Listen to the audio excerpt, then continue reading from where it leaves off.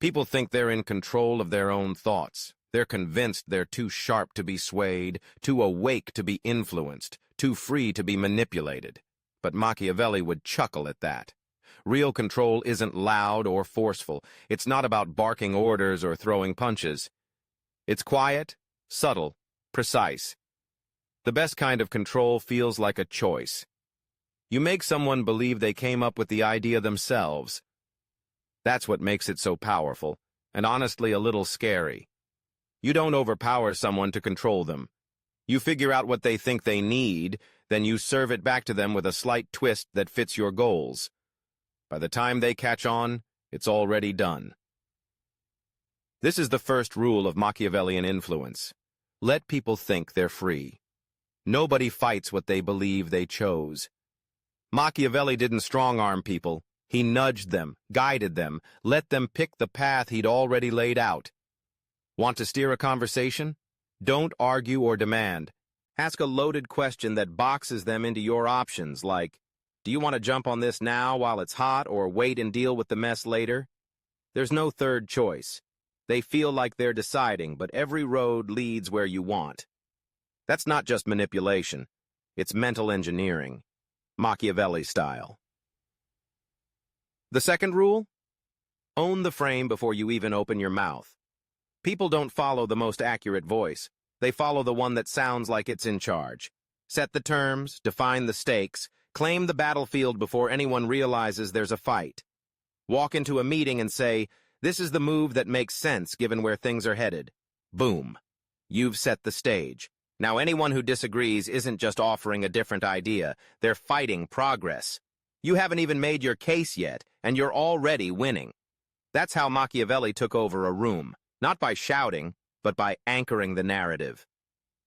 If someone pushes back, don't double down. That's where the third rule comes in. Mirror their fear, then redirect it. It's like psychological judo. Don't fight their resistance, use it. If they're scared of risk, validate that fear, then point it at your goal. Say, I get why you're cautious. Nobody wants to screw this up. But the real risk is missing this shot. Suddenly, their fear works for you. Not choosing your plan feels like the dangerous move. That's how Machiavelli turned pushback into momentum. He didn't fight emotions, he steered them.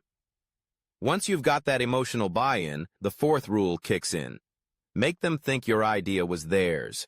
Winning an argument isn't enough. You want them defending your plan like it's their baby. Don't tell them what to do. Lay out the problem, set the stakes, ask a leading question, then shut up. Let them talk. Let them discover the path you paved. They'll say, you know what makes sense? And spit out your idea. Now they own it. And people fight harder for ideas they think they came up with. Machiavelli didn't want blind followers. He wanted people who thought they were acting on their own, but were really playing his game. But even that's not enough. Ideas fade, emotions shift, loyalty wanders. That's why the fifth rule is the big one. Tie their identity to your influence. Don't just guide what they do, shape how they see themselves. Make your allies feel smart, elite, or morally right for siding with you. Say things like, people like us don't settle for less. That's why we move fast. You're not just giving them a plan, you're handing them a badge. Once they wear it, they'll adjust their actions to match it. No pressure needed. That's how you make your influence stick. They don't just remember your words. They remember how they felt about themselves around you. If that feeling was strong, confident, respected, they'll keep coming back for it. Your approval becomes their North Star. Now let's talk about the sixth rule. Control the rhythm. Timing isn't neutral. Whoever controls when things start or end controls the vibe of the room. Machiavelli would pause longer than you'd expect, making you speak first. He'd wait until you're off balance, then drop a key idea. He'd call a meeting when everyone's reactive or worn out, so they lean on whatever sounds confident. Control the tempo, and you control the urgency, the pressure, the options people think they have. People don't pick the best idea. They pick the one that lands at the right moment. Machiavelli knew acting first rarely wins. Acting last with confidence wins it all. So don't rush to respond or correct someone. Watch the room, wait for the dip, then step in with clarity. That pause before you speak? That's power. The seventh rule? Build silence into your presence. Most people try to dominate with more words, but Machiavelli knew better. People don't follow the loudest voice. They follow the one they can't quite figure out.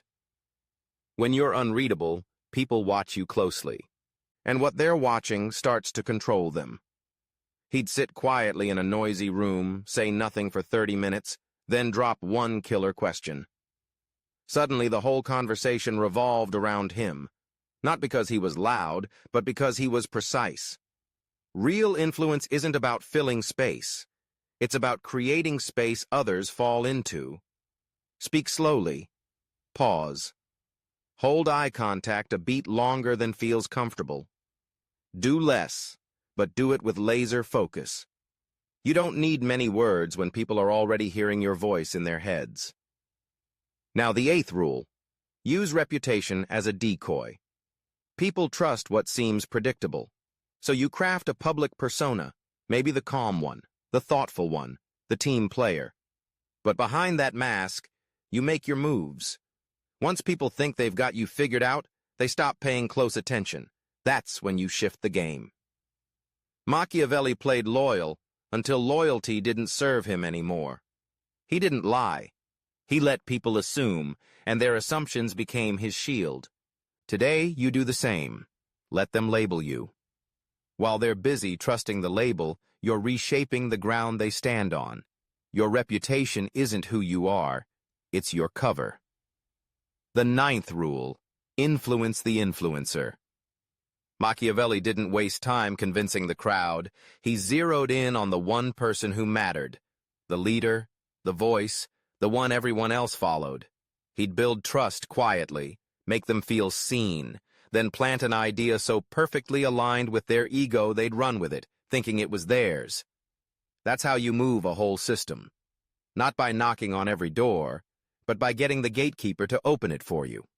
Find the voice people listen to, shape that voice, and the rest fall in line. The 10th rule, disarm them with a shared flaw. If you seem too perfect, people get defensive. They question you. But if you admit a small, relatable weakness, they relax. Say, I used to overthink stuff like this too. Or, I've bombed plenty of times before I got this right. It's not about being vulnerable. It's about seeming human. That tiny confession makes them drop their guard. They start mirroring you, trusting you, absorbing your ideas like you're on the same team. That's when you slip in your real move. It doesn't feel like influence, it feels like a connection, but it's working its way into their decisions. Now we're at Rule 11. Control their future by framing their past. People don't just act on logic, they act on their story. They want their choices to line up with who they think they are. Machiavelli knew if you reshape how someone sees their past, you can steer their next move. You say, "You've always been the one who cuts through the noise.